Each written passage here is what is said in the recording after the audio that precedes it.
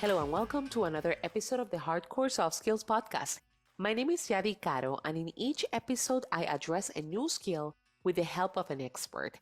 And if you are a new listener, welcome.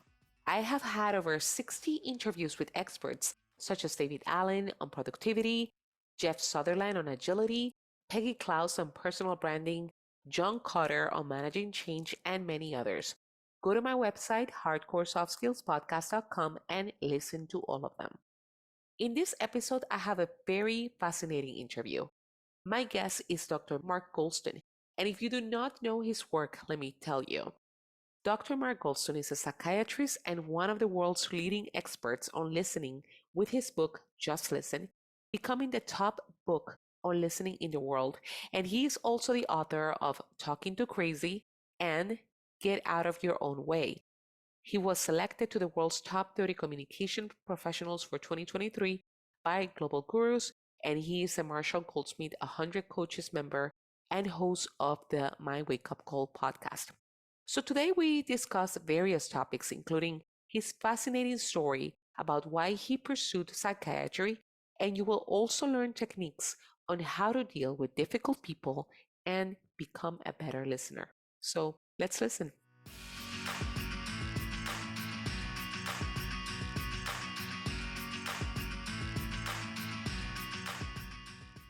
So thank you, Dr. Goulston, for being with me on the podcast today. Well, my pleasure. I was looking forward to it, and hopefully we can provide a little bit of value to your listeners so we don't waste their time. Oh no, I don't believe so. I think with your work, and it's absolutely, there's so many things that I want to talk about today, and particularly of your background, because you're a psychiatrist, and I want to know, why did you decide to focus on that particular area? Well, there's kind of a backstory to everybody's story. So when I was in medical school, I dropped out of medical school twice for probably untreated depression. And they'll usually give you a leave of absence from medical school or law school or whatever, out of stress. And so I took a year off, and then I came back, and in 6 months, the depression was back.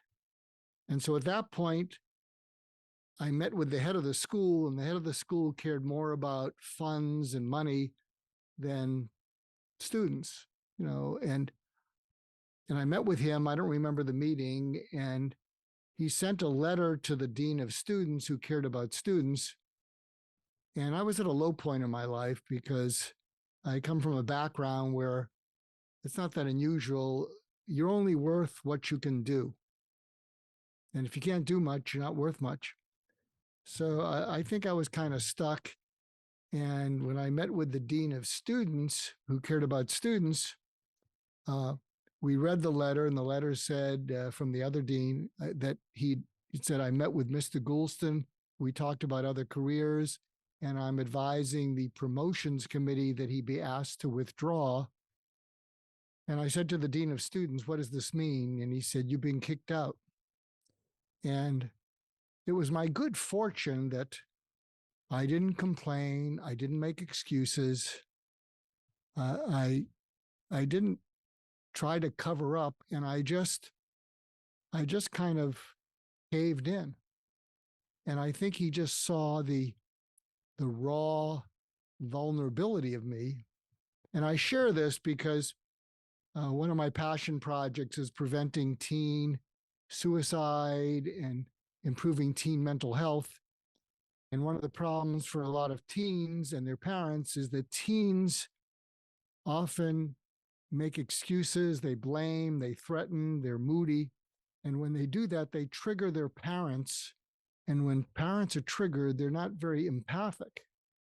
And so a lot of teenagers will not open up to their parents because they don't think their parents can understand. And what the teens don't realize is you've triggered your parents into not understanding. They say, well, what's wrong? Maybe you should get help. And so a lot of teenagers don't open up.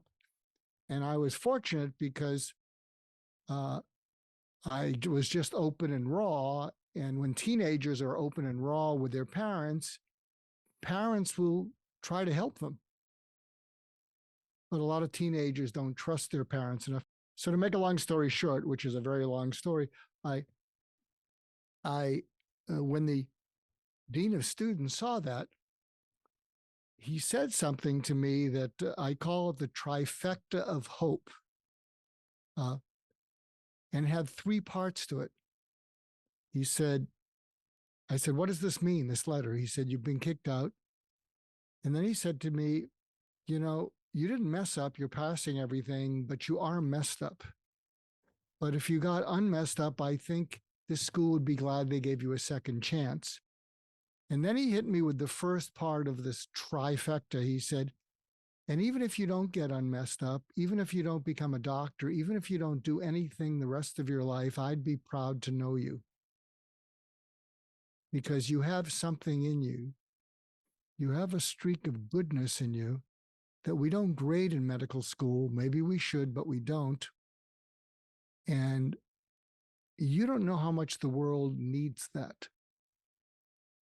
And you're not going to know it till you're 35. So the first step was he saw something of value in me that didn't have to do with performing, which I didn't see. He saw a future for me that I didn't see. You don't realize how much the world will need of that until you're 35. And then the third part of it is he said, you deserve to be on this planet so that you can make it to 35, and you're going to let me help you. So if he had said, well, if I can help you, give me a call, I might have gone back to my apartment and I probably wouldn't have called him, and I might not be here today. So with those three things, sort of an unconditional seeing value in me, independent of what I did, a future for me, and standing up for me, it clicked something in my head. So I took that second year off. I actually worked at a psychiatric foundation in Topeka, Kansas. And I discovered that I had a knack that he saw that I didn't see of reaching people. And I didn't even know it was legitimate. I would talk to the psychiatrist there. I said, is this legitimate? I walk around with these schizophrenic young men and women from the farm. And they said, it's legitimate what you're doing, and you have a talent. So nobody had told me that I had a talent for anything. And so I finished that up, finished medical school, went to UCLA in psychiatry.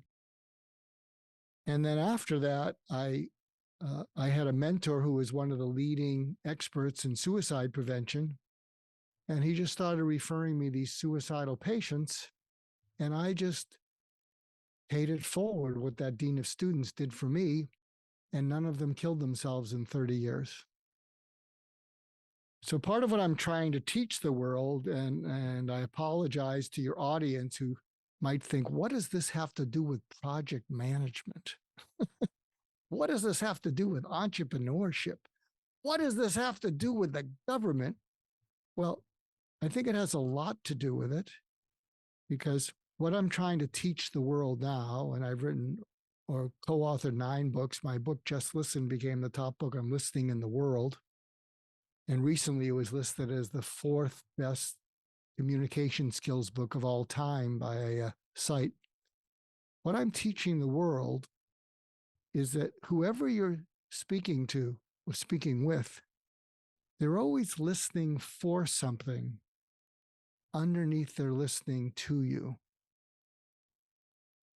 This is really important.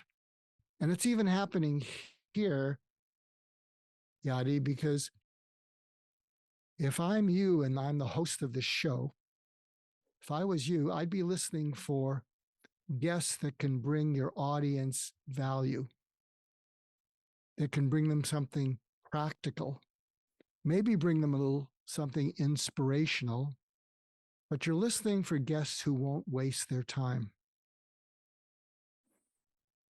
And you're listening also for people who would be a waste of their time.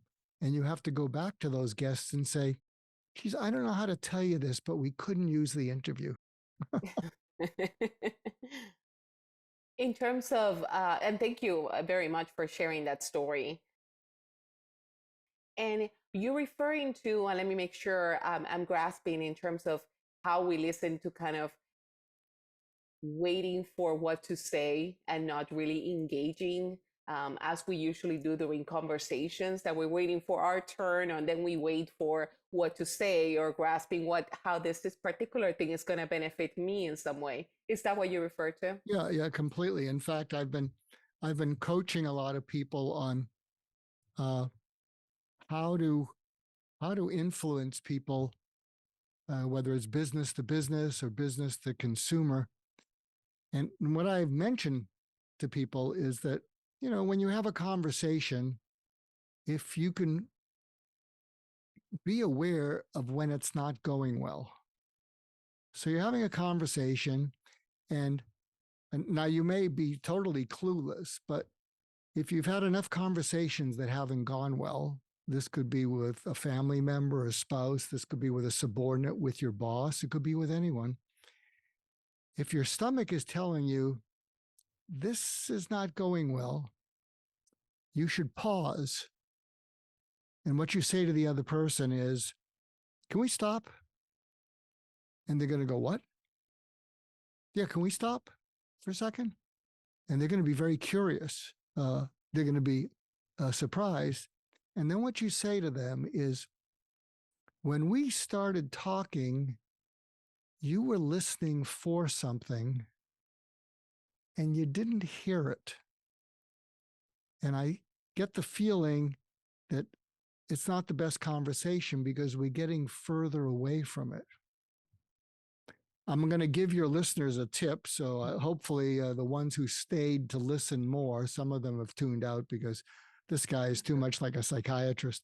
But one of the things you can do to manage up, and one of the things you can manage down.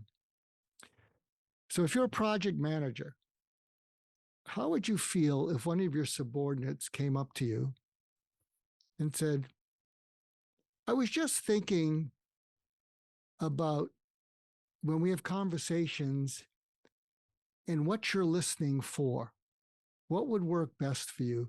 Can I run it by you? Hopefully they'll be intrigued. And if you say to your boss, I think what you're listening for is for me to bring up something that is relevant, relevant to something we're working on, relevant because I might need you and your authority to resource something somewhere else in the organization. So you're looking for me to be relevant, or you're listening for me to be relevant. You're listening for me to be clear, because if I go on and I'm confusing, it'll frustrate you. You're looking for me to be concise because you haven't got all day, and you're looking for me to get to the point. And the final thing is you're looking for me to be gone. Relevant, clear, concise, and gone. If that's true, is that what you're listening for? If you do this with a boss, they're going to smile and laugh because they didn't know that's what they were listening for, but that's exactly what they're listening for. Be relevant, clear, concise, or gone. And if you're a project manager, you can actually say, I heard this interview with this crazy psychiatrist, and I was just thinking, you can say this to your subordinates, the best way to manage up with me, because I'm managing so much stuff, there's just so many things. But when you bring something to me, give it some thought. And when you bring it to me, do your best to be relevant, clear, concise, and finished. You don't want to insult them and say, and gone, but because I got lots of other things to do. And the more that you can do that, the more I'll really appreciate it. So does that make sense to you at all? Yeah, absolutely. And I like the idea also of setting those expectations, and kind of as you manage up and manage down, and setting those expectations of how communication should occur. And I like when you put it that way, like be gone. But part of the the magic of being concise and relevancy. Another thing that I that you referred to earlier in terms of engaging with people, I based on your book, Talking to Crazy, one of the things that struck me as I started reading the book was the concept of, you know, when dealing or engaging with people that are difficult, either that playing crazy perhaps, the idea of not avoiding but truly engaging with them. Could you talk a little bit about that? Right. First of all, I have to say that when the book came out, Talking to Crazy, I got a lot of pushback from the psychiatry field and the psychology field. And they said, we have so much stigma. How could you write a book titled Talking to Crazy? And it's not about mental illness. In fact, the last chapter I talk about it, I'd like to think of myself as very compassionate with mental illness, having dealt with depressed and suicidal people for 30 plus years. And so when they used to push back, I'd say, it's not about mental illness. It's about difficult people. And I'd say, have you read the book? And they would say, no. I said, well, one of the reasons I use that title is you wouldn't have called me with a different title, you know. And I'll share a little piece of marketing advice, although I don't know if your listeners care about that. A friend of mine designed Disney Tokyo and Disney Paris, and he shared with me a concept called mental real estate.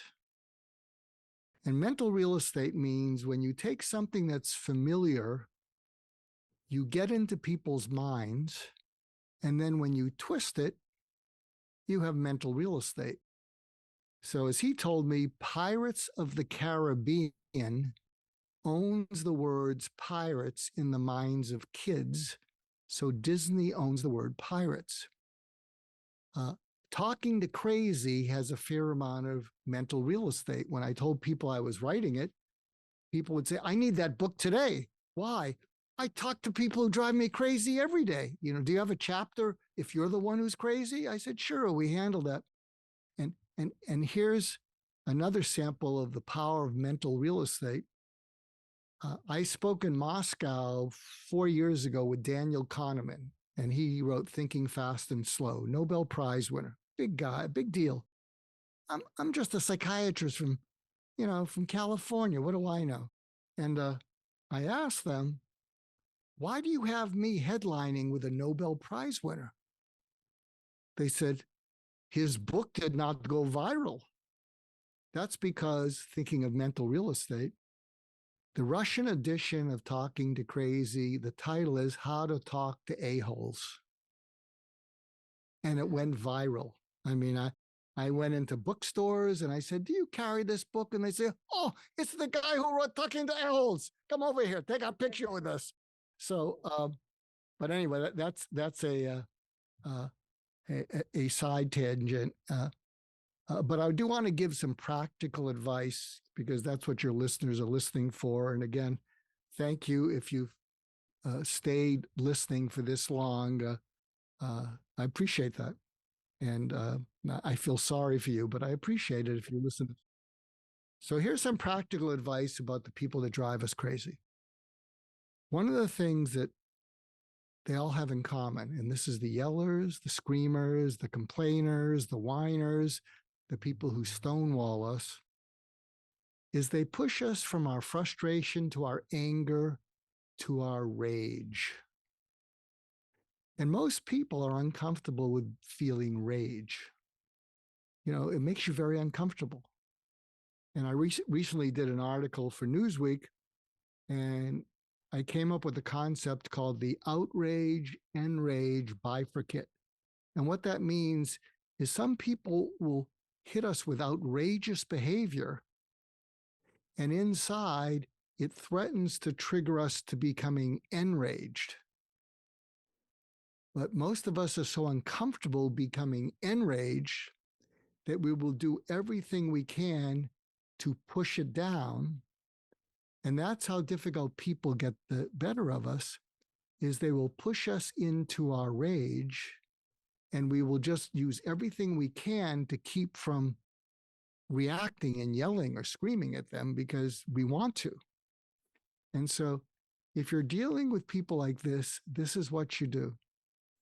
If you're listening to this episode, take out a piece of paper, draw a line down the middle of the piece of paper, and on the left side, write down all the people that help you, all the people that want to support you, all the people that believe in you.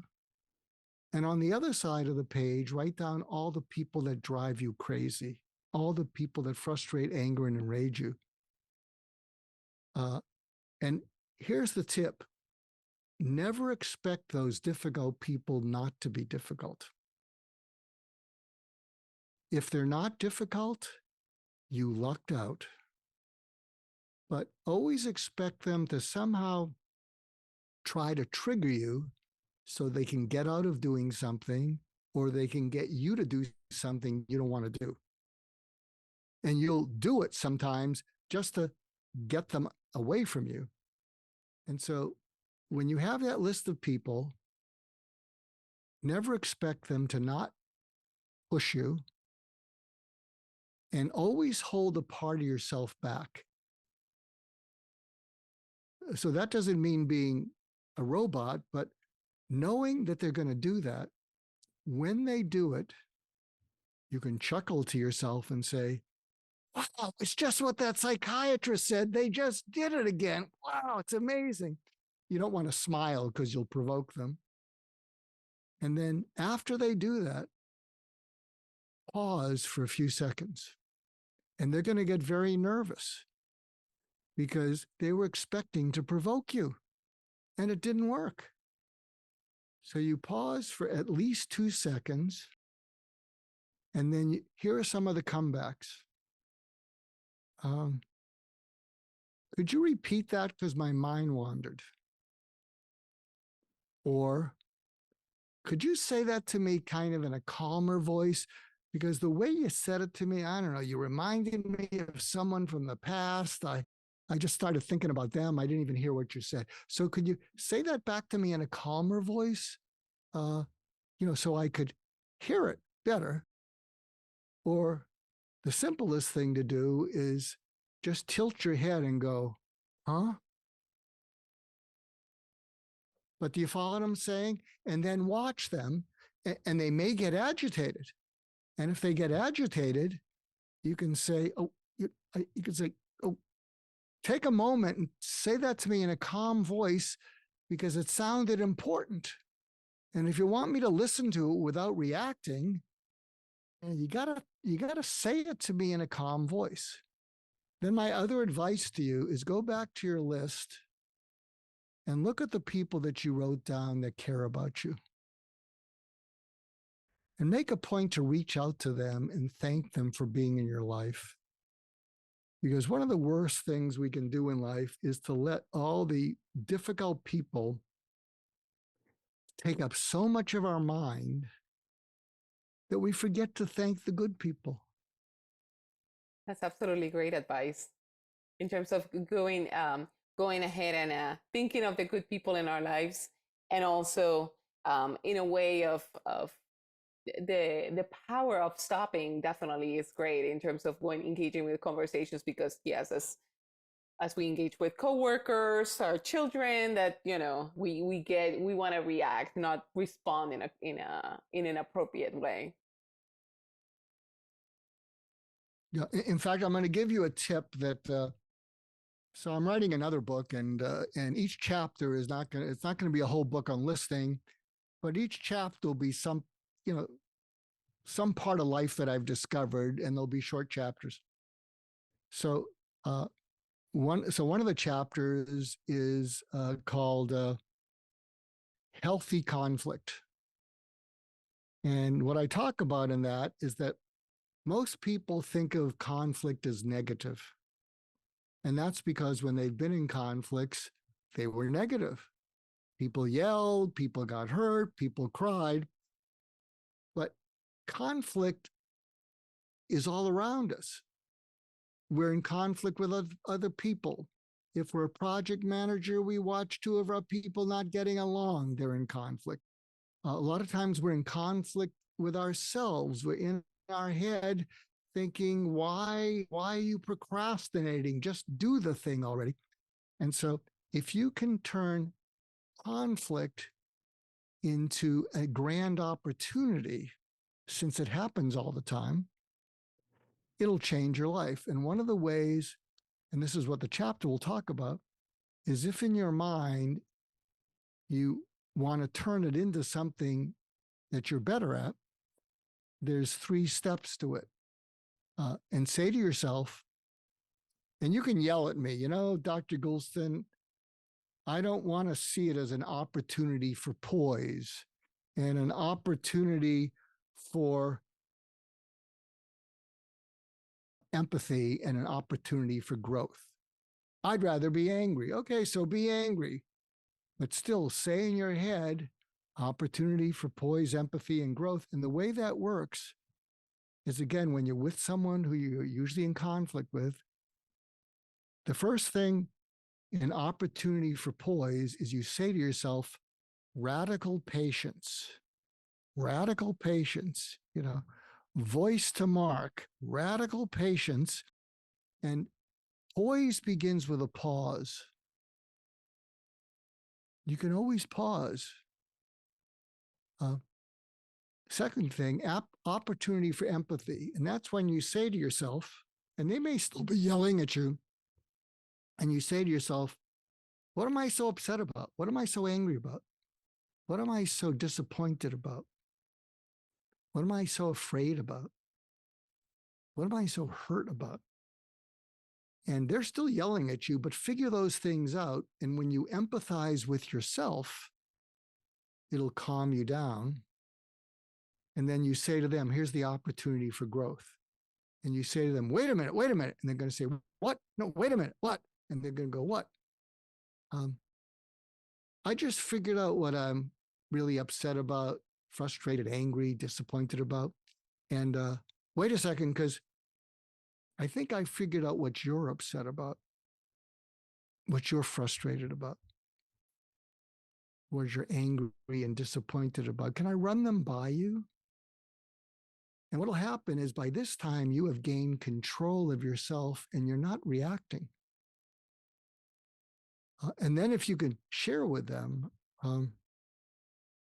so if you're a project manager and you're doing this with a subordinate that drives you crazy, you'd say, yeah, I just figured out what you might be frustrated about. And here might be an example. When I tell you things, something is much clearer in my head than I communicate with you. And I think you should understand it because it's so clear in my head. But I realize what I think frustrates you is it's not clear to you what I'm expecting from you. And you get nervous because when it's not clear, you don't tell me that you don't understand it. You just go off and do the wrong thing. And then I get angry.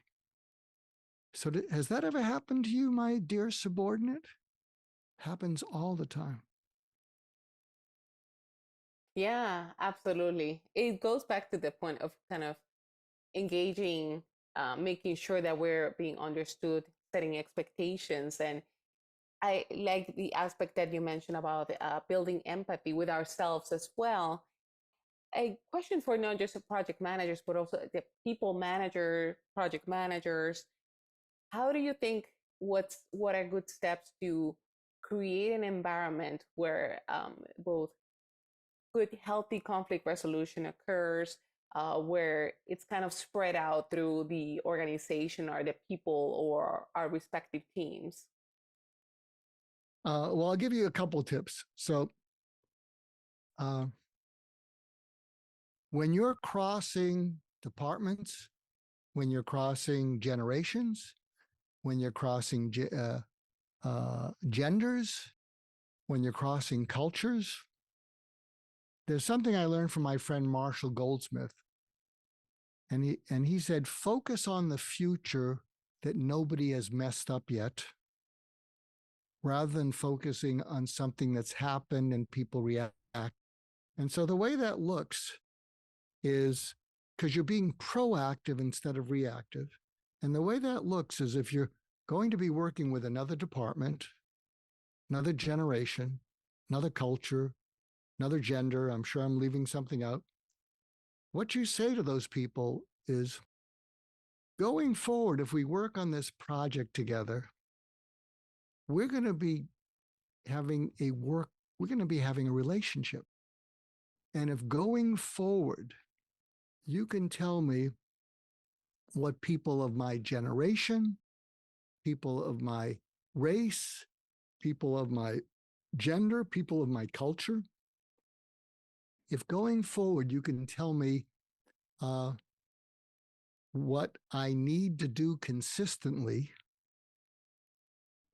that's positive and what I need to never do that's negative, I'll do my best to do that, because one of the last things I would want to do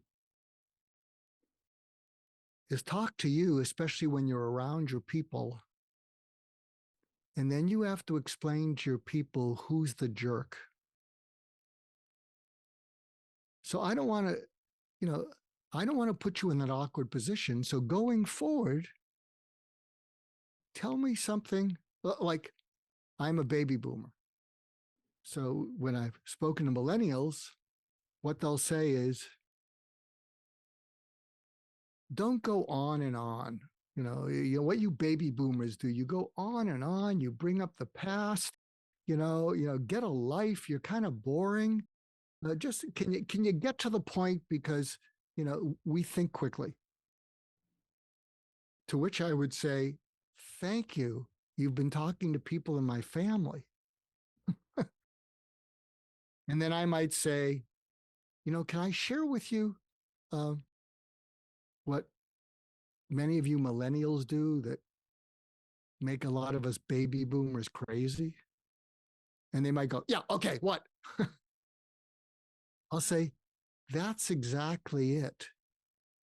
What happens is you will often talk so quickly that many of us baby boomers, when we hear something, we not only want to listen to it, we'd like to consider it. But when you're talking so quickly, we can't consider it because we're going to miss the next thing you say.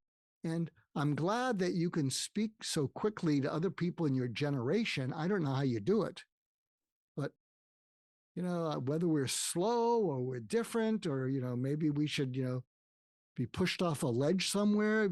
Us baby boomers, our cognition goes at a different speed. So that is one step that you can do. The going forward, how do we do a better job? Something else that I've written an article on, if you want to build a good culture, I wrote an article for Newsweek. You can find it. It's called 3 Steps to Culture Change on a Dime. And you can do this and fire those big companies that are charging you hundreds of thousands of dollars to change culture, and it doesn't work that well from them. And they've done all this research. And here's the way you change culture, and you can do it internally, and you don't have to hire anyone, including me. A few years ago, I did a one-man show where I played Steve Jobs coming back from the dead. I had the turtleneck on, I had the jeans on. I mean, it was fun. It was fun. And I did a Q&A as Steve Jobs. And when I was playing Steve Jobs, I got to talk like an a-hole. I got to talk like that. It was fun. It was fun. I got all this frustration off my chest. But one of the things I talked about is Steve Jobs. Is I said, there's a lot of words that are overused. And your regular people don't care about them. They just want the bottom line. I mean, some of those big words are mission, vision, culture. I mean, your working people want to know if they just want to know if they have health insurance and now they're going to be laid off. Is that rumor, that everyone's going to be, fired, true? And so someone in the audience said, Steve, I agree with you. I can see that the word culture is so confusing. So I answered the question and they said, what's a better word for it? And I said, you're putting me on the spot. I don't have a word, but I have several words. Can't wait to go to work. If most of your people wake up and they say, I can't wait to go to work, you got a good culture. And if most of them wake up and say, I hate my job, I'm trapped, I don't know where to go, you got a bad culture. So here's the 3 steps to culture change on a dime. But don't do it unless you're prepared to take action. You reach out to your people. This is more for the CEO to do. And you say, if all of you woke up in the morning and said, I can't wait to go to work, we got a good culture. And if you wake up and you say the opposite, we got a lousy culture. So anonymously, so that's the first step. And then anonymously, you say, what I would like you to do, we'll do a survey, is write down what we need to change going forward so that you can wake up and say, I can't wait to go to work. Put aside the divorce and everything. So when you're just thinking about the job, what is it we need to do consistently? So you say, I can't wait to go to work. And what is it we need to eliminate? And by the way, don't point fingers at anyone and name people because this is anonymous and you have to take care of that through HR or something. So that's the second step. And the third step is, well, the top things you said we need to do consistently are these. And the top things you most commonly said we got to get rid of are these. And we're going to do exactly that. And we're going to check in with you every quarter. So to summarize, the 3 steps to building a positive culture that you can do internally are, the first is to reach out to your people and say, I want this to be a company where all of you wakes up and says, I can't wait to go to work. I want to find out what we need to do so that you wake up and say that. What do we need to fix? What do we need to keep? And we're going to check in with you every quarter to see how we're doing, and we'll keep it going. And we're also being selfish as leadership, because when you meet with your friends and you ask each other about your jobs, if you say about our company that you can't wait to go to work, and your friend doesn't feel that about their company, they're going to say, are you hiring? Mm-hmm.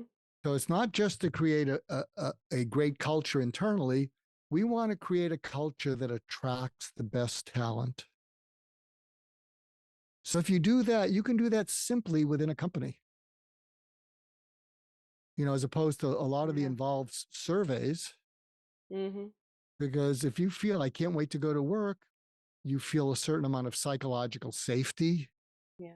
You feel that it's supporting you in your growth. Thank you so much for this great advice, because it just seems very practical and kind of things that we don't think about as leaders of teams in terms of how to create a culture. We think of it as such in big terms, like creating a culture, whatever that may be. I certainly appreciate all your advice, Dr. Goulston. And what's the best way for people to contact you or get more familiar with your work? I would say LinkedIn is pretty up to date.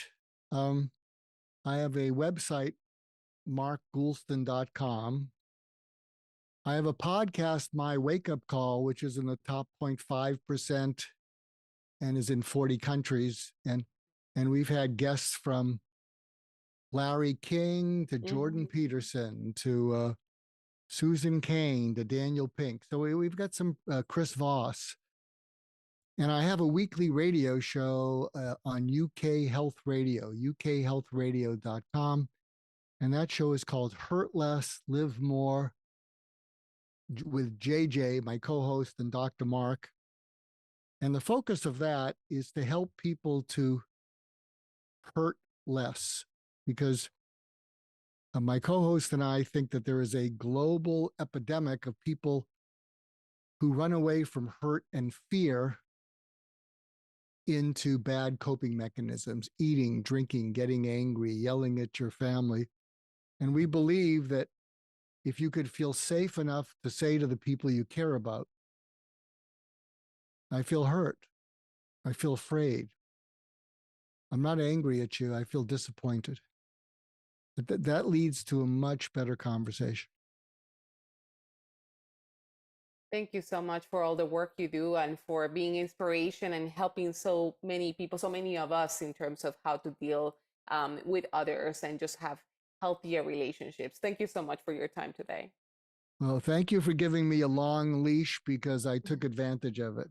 Oh, absolutely. We wish we had more time for, and definitely I would like to invite you back on the show in the near future. So thank you so much. That'd be great. You take care. Thank you. Thank you for listening today. Before you leave, make sure you go to my website, hardcoresoftskillspodcast.com, and sign up for my weekly newsletter. Then go to the review tab and leave a review. It is the way to ensure this podcast is discovered by others. Remember that by learning soft skills, you make your hard skills work for you. See you next time.